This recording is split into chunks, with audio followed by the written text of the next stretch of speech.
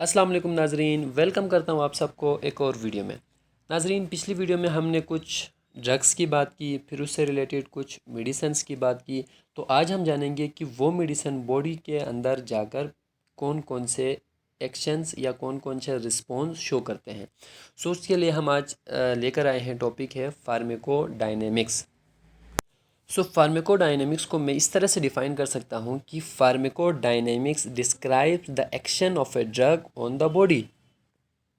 Drug body के अंदर जाकर किस तरह से एक्शन शो करता है और कौन कौन से इफ़ेक्ट को वो प्रोड्यूस करता है, और कौन कौन से रिस्पॉन्स वो शो करता है। सो और उसके साथ साथ कौन कौन से मैकेनिज़म्स को वो फॉलो करता है। सो ये सारी चीज़ें हम जानेंगे फार्माकोडायनेमिक्स में। कोई भी ड्रग हम ले रहे हों, ज़रूरी नहीं है कि वो ड्रग हमारे लिए फ़ायदेमंद हो सकता है कि वो हार्मफुल हो। सो ये जो ड्रग्स हैं वो बॉडी के अंदर जाकर स्पेशलाइज्ड टारगेट मॉलिक्यूल्स पर वो इंटरेक्ट करते हैं। सो उन टारगेट मॉलिक्यूल्स को हम कहते हैं रिसेप्टर्स। फार्माकोलॉजी में हम रिसेप्टर को इस तरह से डिफ़ाइन कर सकते हैं कि वो केमिकल कंपाउंड जो कि ड्रग के साथ बाइंड करते हैं, हम उन्हें कहते हैं रिसेप्टर्स। अब रिसेप्टर्स सेल के अंदर भी हो सकते हैं, inside the cell. Receptor surface of the cell भी हो सकता है। रिसेप्टर एक्स्ट्रा सेलुलर फ्लूइड में भी हो सकता है। Now let's move towards the function of receptors. So number first, it generate biological signals.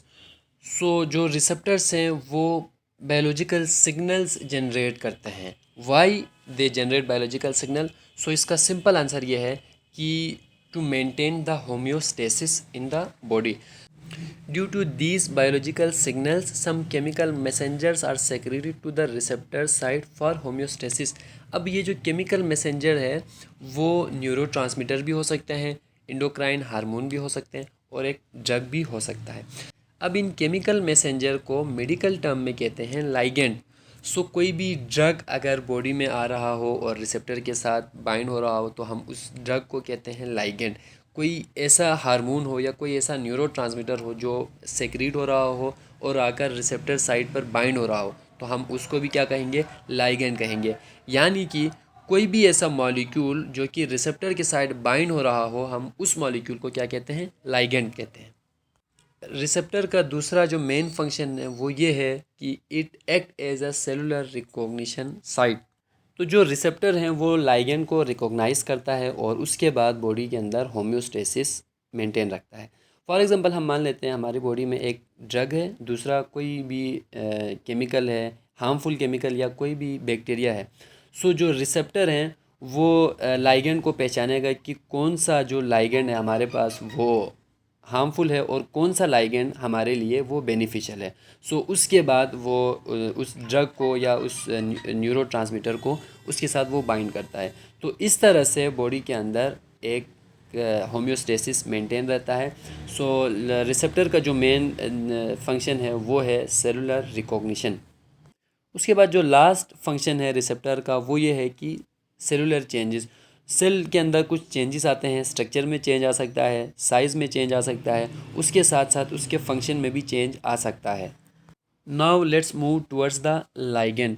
सो हमने पहले भी बताया कि लाइगेंड वो मॉलिक्यूल हैं जो कि रिसेप्टर के साथ बाइंड होता है। सो इसमें ड्रग आ सकता है, हार्मोन, न्यूरोट्रांसमीटर और भी केमिकल्स हैं जो कि अगर रिसेप्टर के साथ बाइंड हो रहा हो हम उन्हें कहते हैं लाइगेंड। सो अब उसको डिटेल में पढ़ते हैं कि लाइगेंड के और भी क्या क्या फंक्शंस हैं। सो इसमें जो सबसे पहला है वो ये है कि each ligand interact with multiple receptors. एक लाइगेंड बहुत सारे रिसेप्टर के साथ इंटरेक्ट कर सकता है।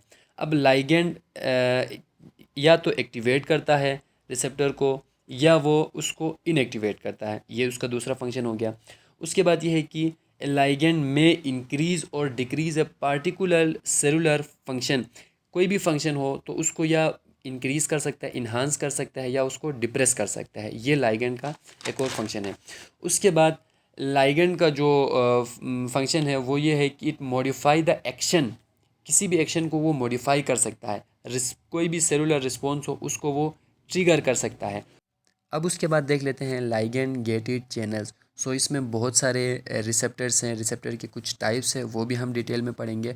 सो उससे पहले आपको ये बता दूं कि जो चार्ज मॉलिक्यूल होते हैं वो सरफेस सेल के सरफेस पर होते हैं, यानी कि जो उनका जो रिसेप्टर होता है वो सेल के सरफेस पर होता है। मैंने पहले भी कहा था कि सेल के सरफेस पर भी रिसेप्टर हो सकता है, सेल के अंदर भी रिसेप्टर होते हैं और उसके साथ साथ एक्स्ट्रा सेलुलर फ्लूइड में भी रिसेप्टर मौजूद है। सो जो चार्ज मॉलिक्यूल होते हैं वो उनका जो रिसेप्टर होता है वो सेल के सरफेस पर होते हैं।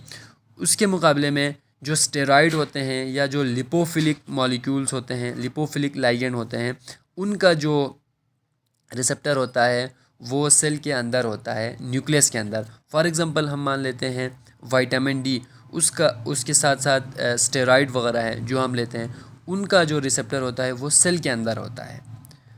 उसके बाद देख लेते हैं कि स्मॉल मॉलिक्यूल का रिसेप्टर कहाँ पर मौजूद होता है।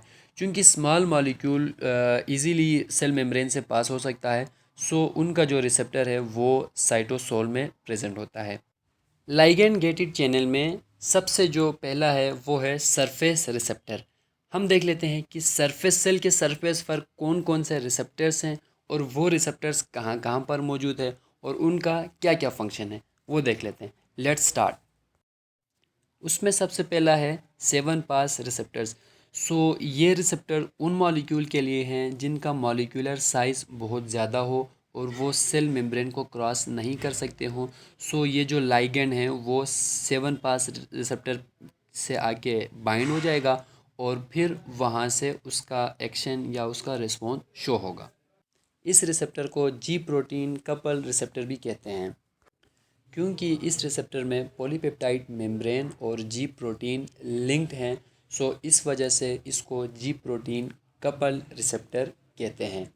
इसमें जी प्रोटीन में 3 सब यूनिट हैं, अल्फ़ा सब यूनिट, बीटा सब यूनिट और गेमा सब यूनिट। अब इसमें भी देख लें आप, सेल के आउटर सरफेस पर इधर होता है लाइगेंड बाइंडिंग डोमेन और सेल के इनसाइड में इफेक्टर डोमेन प्रेजेंट होता है। इस रिसेप्टर में लाइगेंड सेल के आउटसाइड में रिसेप्टर के साथ बाइंड होगा और उसका जो इफेक्टर होगा वो सेल के इनसाइड में होगा और जो एक्शन शो होगा वो सेल के इनसाइड में शो हो जाएगा। उसके बाद बारी आती है 1 पास रिसेप्टर की। इन रिसेप्टर को इंजाइम लिंक्ड रिसेप्टर भी कहते हैं। उनकी एग्जांपल है टायरोसिन काइनेज इंजाइम। अब इन एंजाइम या जो रिसेप्टर हैं इनकी वजह से इंसुलिन या जो ग्रोथ फैक्टर है वो बॉडी में मेंटेन रहता है, इंसुलिन की प्रोडक्शन मेंटेन रहती है। सो उसकी वजह से ब्लड ग्लूकोज लेवल मेंटेन रहता है। कभी कभी ऐसा होता है कि दो रिसेप्टर आपस में कपल कर जाते हैं। सो इस प्रोसेस को हम कहते हैं डाइमराइजेशन ऑफ रिसेप्टर। सो ये जो प्रोसेस है वो सिर्फ 1 पास रिसेप्टर में पॉसिबल है। उसके बाद बारी आती है 4-5 पास रिसेप्टर। सो ये भी transmembrane ligand gated ion channel है।